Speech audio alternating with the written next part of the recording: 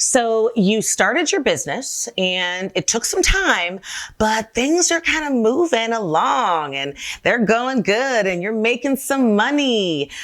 But you feel like you're working all the time. You've got no time to yourself. You're working like a dog. You're overwhelmed. And now it's really starting to feel like a rat race job again. Usually that means it's probably time to scale. And that's a really exciting time, but it's also scary as shit.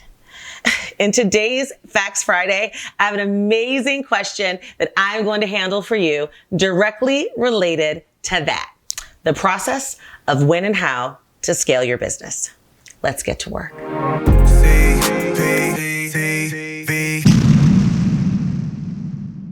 Hey, my loves. Welcome back to CPTV. It is Facts Friday, and you know what that means.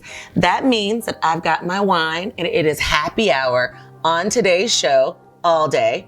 Although we'll be getting done pretty quick so we can all meet at happy hour. And this is the place where you guys get to submit your questions to me and I will focus on answering them. And today's episode really does focus on what I think is a huge question for a lot of folks, but it actually comes from a very specific person who I would term a she-boss in her own right. She is steadily growing her business. I love working with her, and her question was real specific, but it was also kind of general enough for it to really apply to a lot of you out there, which is why we do it on Facts Friday. Now, if you want me to answer your questions directly, put them in the comments below this video, hit that show more button, type in whatever questions you have. I will be glad to answer it, and it might just be featured on a Facts Friday episode. So let's jump right into it. So it says, and this is kind of what her question is, CP, how do I know when it's time to start scaling my business and what to do when it is time? And that came from my she-boss, Sandra J. Well, thank you so much, Sandra, for that question. It's a very good one. And it actually breaks down into two different parts. I'm going to answer it by talking to you about the when, which is kind of the first part to your question, and also talking to you about the how. So when do you know is the right time to scale your business? And this answer is actually really simple. The when will actually show its ugly head and you'll recognize it because you'll feel it. And will actually start when your business starts to feel a little bit bad and you're completely overwhelmed. You might be making some money or enough money to keep working and keep at it, but you're not quite making enough money to kind of ball out just yet. And because you've got so much going on, so little time, so little self-care, so little lifestyle, and your work-life balance sucks at that point, you're probably thinking to yourself, how am I ever going to get to that next level? That's when you know it's time to scale.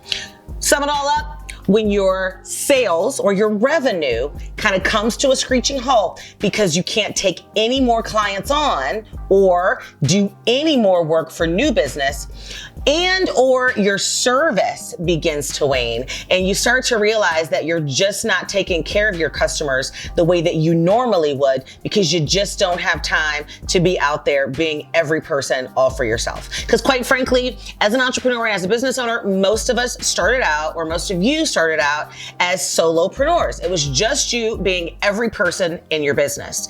You know it's time to scale when you can no longer be every person, and your business will even go in the shitter if you don't make the necessary changes right now in order to scale. So not only will you stop going in the up direction, you'll actually start losing clients and losing sales because you'll start going in the down direction, all because you can't be everything to everyone all the time. And at that point, that's when you know it's really time to take the necessary steps to go to that next level and scale. Now that brings me to the how of scaling. You've already determined that you need to, but how do you do it? There's really 7 things that I want you to think about and steps that you really should take when you begin to embark upon that scaling journey.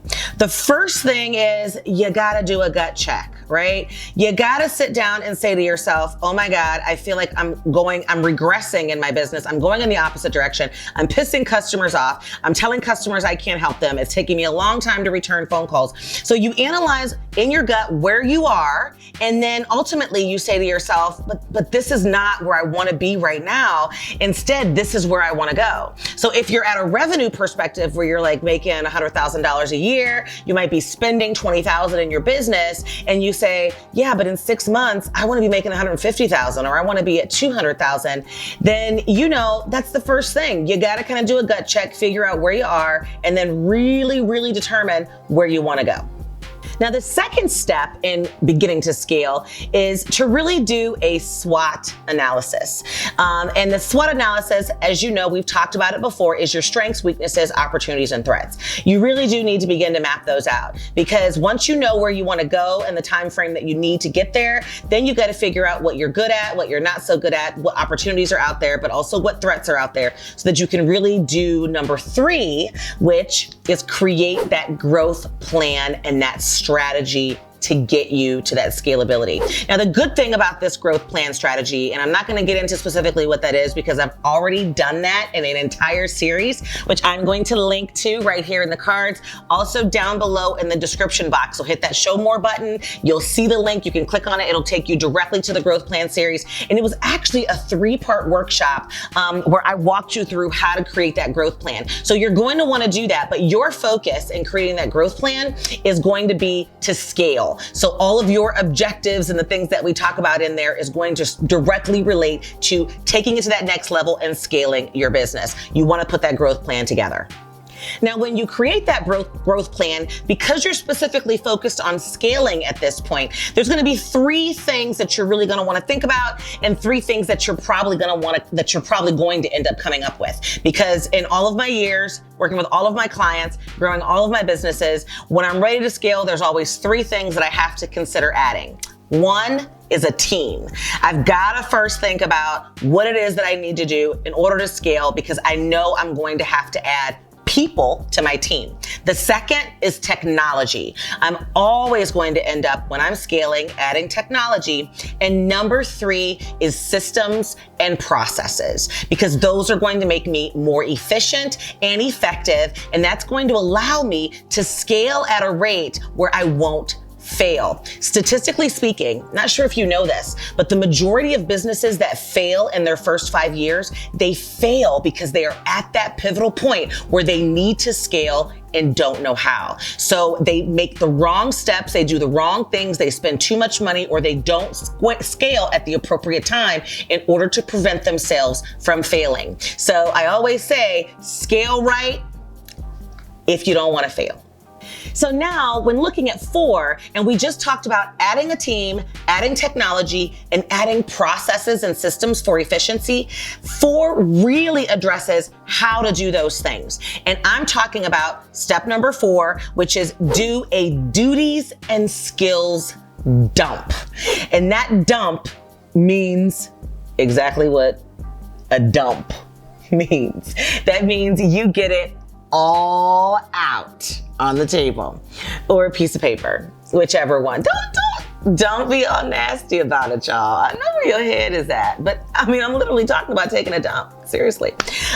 You got to dump all your skills and qualities out. You got to document it. And oftentimes I will advise clients when I'm working with friends or even myself, get a huge piece of notebook paper and I just start dumping everything that I'm doing, all of that stuff that's preventing me from having the lifestyle and the freedom that I want to be an entrepreneur, that work-life balance that I don't have because I got all this shit on my list to do. I just dump them all out on a piece of paper. And you are writing them down. You are writing down. I do the financial paperwork. I reconcile the books. I buy the paper. I do the PowerPoints. I put together everything. Everything that you're doing as a solopreneur, I need you to get it out on paper. And it might take you a few days to do it because you'll remember things and you'll write it down. It's okay if you don't write everything, but I want you to get 90% of what you do down on a piece of paper in that skills dump. Then once you have all of those things written down on paper, right next to all of those items that you've listed, I want you to put 2 simple things. If it's a skill or a duty that you know only you can do, that means that your skill set lends you to it being in your genius zone. That means that it's directly related to why you started your business or something that your clients expect, then that's something that you have to put me next to. But if it's something that you know isn't your A1, that you aren't necessarily an expert in, it doesn't really utilize all of your skills and assets, and it's better suited for somebody who knows how to do it better to do, then I want you to write them down next to it. At the end of doing that skills dump and writing down me and them, you're going to actually have a segregated list. And the list is going to show you all of the things that you have to do versus all of the things that you need to find a them to do. And when I say a them, I mean that other stuff. A process or system, a piece of technology, or another person. Now here's a little CP impact tip that I'm gonna give you. You're now at a point where you've got the us, the me, and the them documented. It might be time for you to get some help. Honestly, anytime I've ever grown my business, when it's time to scale in order not to fail, at this point is when I really do get some business help. I've gotten coaches in the past, a business coach. This is an amazing time to get one. Maybe someone like CP, which I won't really get into, but that's exactly what I do. But also maybe even adding an advisory board or an advisory council to your team, because you're going to need other people who have experience in scaling to help you really put it together. Scaling is a strategic process. And again, it can make or break your future business success. So now isn't the time for you to try to figure it out all by yourself. It's a good time to actually get some help. And while I'm at it, since I brought that up to you, why don't you do me a favor? Down in the comments below, remember, hit the show more, add a comment. Let me know what I can do to help you get to that next level. If it's a resource or a tool or a document or a form or a connection that I can make for you, or even a free strategy call where you'd like to sit down and throw out your ideas to me and have me get some input, please let me know. I'd be happy to put together either a CPT episode or reach out to you directly and personally myself and try to see how I can help you out of that bunch. So since I brought up help, I wanted to extend mine to you. So let me know down in the comments. Step number 5. Now, you've got your them, and you know that them is either going to be assigned to a system, a technology, or a person, right? We've already gone over that. So step 5 really is document your processes, especially the ones that you're going to be assigning to a them. And the reason why I say this as being step 5 is because you can't really figure out who the them should be if you don't know exactly what processes you're talking about that you do related to that skills dump that you already, jotted down. So you won't know if the them is a person unless you begin to document exactly what that step-by-step process looks like that's been working for you all this time. You won't know if the them is a piece of technology that you can ultimately get versus a person unless you actually document what that process and what that system looks like in order for you to figure that out. And you also won't know if the them is really just a more efficient or more effective process that you can actually do or the person can actually do unless you actually document what you've been doing all that time. As a solopreneur, you probably haven't seen the importance of it because everything that you've been doing and as you're figuring out has kind of been in your head. I cannot tell you how critical it is for you to actually document the processes that are working and the systems that you have. You will never be able to scale with a them if you don't have it written down, because otherwise your organization becomes people-driven, and people-driven organizations fail and never get bought. You can't sell people-driven organizations.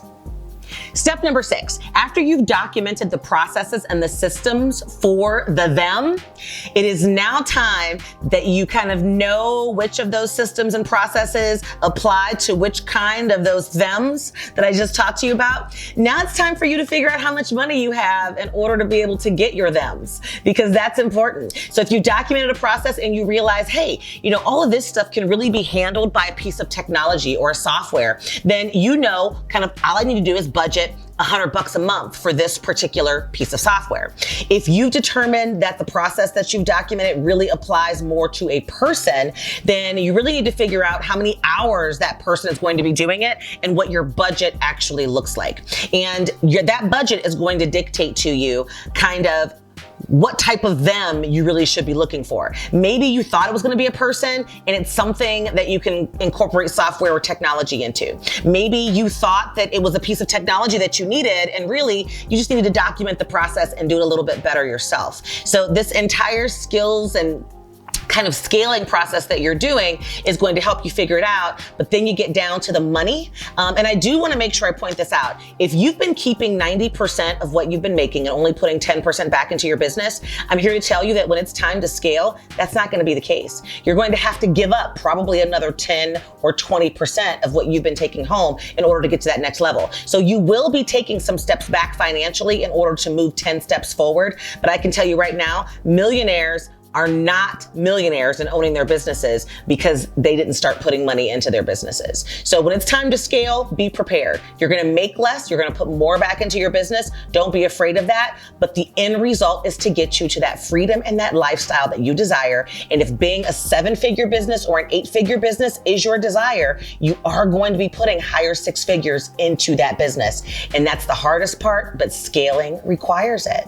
And the 7th thing that you are going to have to do when you are scaling, and that 7th step finally, is go out and get the them. It's that simple. Find the person, find the technology or the software, find the process or the system that you're missing that's going to help you be able to get to that next level. If you know that you can fill this gap with an efficient system or process, that's where that coach can be very helpful for you, because ultimately, that is what's going to get you to that next level. So go out and find that them. Online courses, books, people, technology, they all apply in this instance.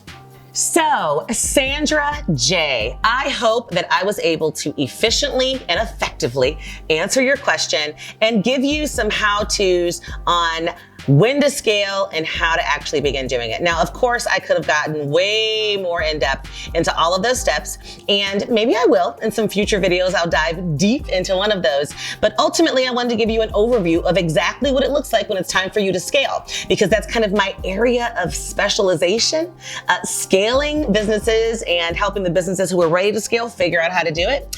And so hopefully I was able to nail that down for you, Sandra, and all the rest of you beautiful people out there who are watching. So it is Friday. Let's get out of this office. Will you meet me at happy hour? I'd love to see you there. And I hope you have a wonderful, wonderful, wonderful weekend. And I will see you next time on CPTV. Bye-bye.